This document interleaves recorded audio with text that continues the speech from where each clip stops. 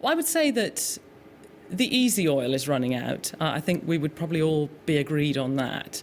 But there's an awful lot more down there. And what is giving people, I think, the buzz now is that we have the technology to be able to go after it.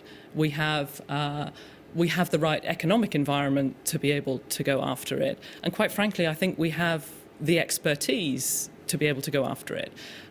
So I think that's what is exciting people and opening up all kinds of opportunities with technology to significantly extend the expected life of these fields. So could this technology and expertise help shape Scotland's future in oil? I just look at our company's experiences alone and what we've done from a technological point of view. Just imagine some of the things that we've done with respect to directional drilling. Place yourself at the top of the Walter Scott Monument, for example, and push a piece of spaghetti down through the monument and all the way through someone's letterbox on the shorefront in Leith. That's what we can do with drilling. How can this technology benefit Scotland and oil in the future? Where the oil sits underneath.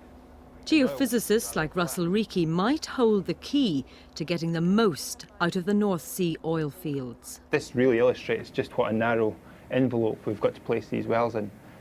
But if I exaggerate it a little, I can exaggerate it a lot so it looks like mountains, and this is what we'd probably prefer to have. And we're really drilling in quite a narrow band. We've got a minimum height above our oil-water contact of about 30 feet to allow us to maximise production. So you're probably talking around about this contour here. These geologists are vital to Scotland, constantly reassessing how much oil there is. They're showing me what they can see thousands of feet below the seabed. They make it sound as if they can hit a haystack from 2 miles away, blindfolded. So why is this accuracy so important? If we actually move one of the vertical slices into the middle part of the data, you see that there's a fairly obvious feature appears.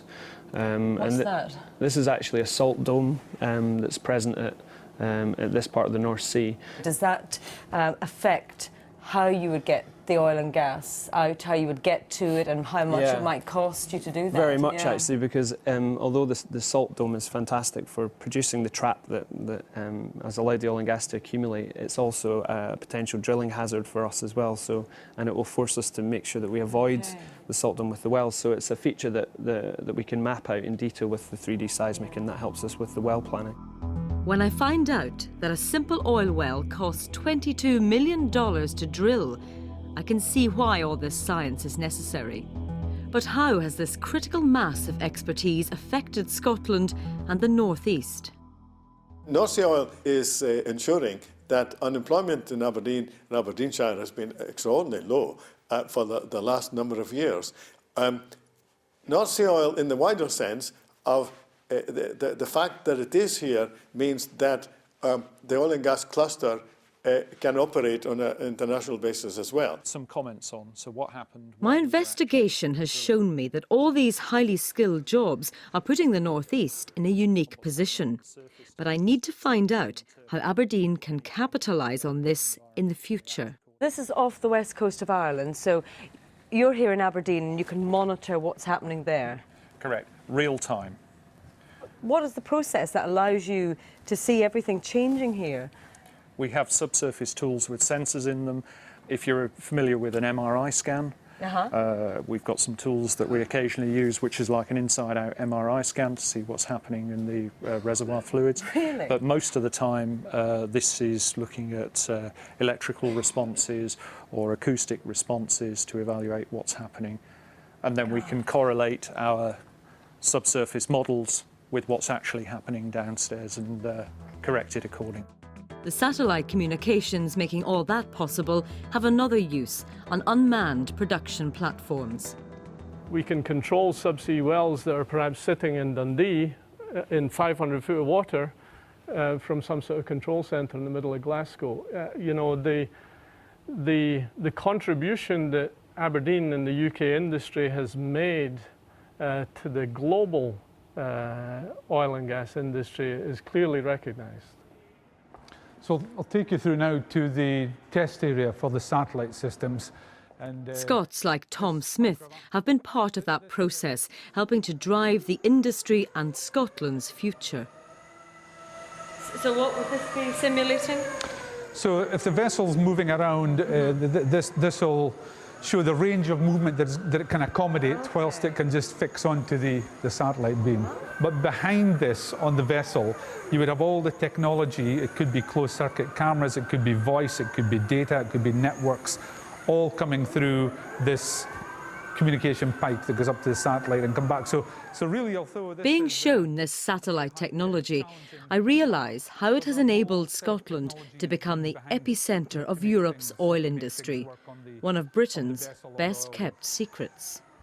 It's the hidden jewel in the UK industrial crown. I mean, it's fantastic. For Aberdeen, it's been totally game-changing. It's hard to imagine what the UK would have been like, but even more particularly for me as an Aberdonian, what Aberdeen would have been like without the oil and gas industry.